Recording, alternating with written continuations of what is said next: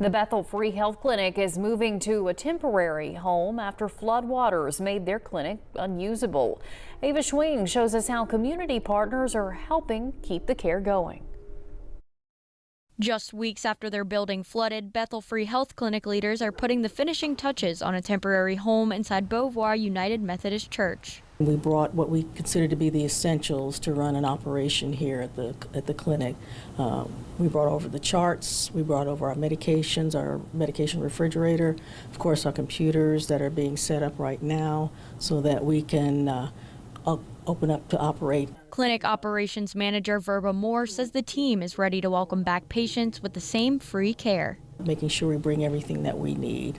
And sometimes there's some things in storage that we're going to have to go and dig out later on that we might feel is necessary. But we have what we need to actually continue to function and provide care for our patients.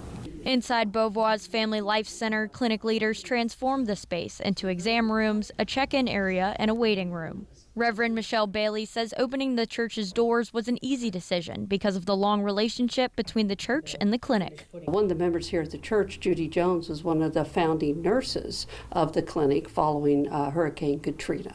So we've had a long-term relationship of supporting the clinic in many ways. We hosted them approximately a couple of years ago after they had damage to their building. Memorial Health System is still providing its mobile clinic while the church is donating the space.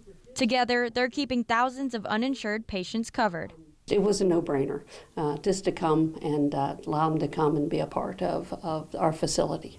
Starting tomorrow, patients are able to receive care at the temporary clinic on Tuesdays and Thursdays from 8 a.m. to 11 a.m. with no appointment needed.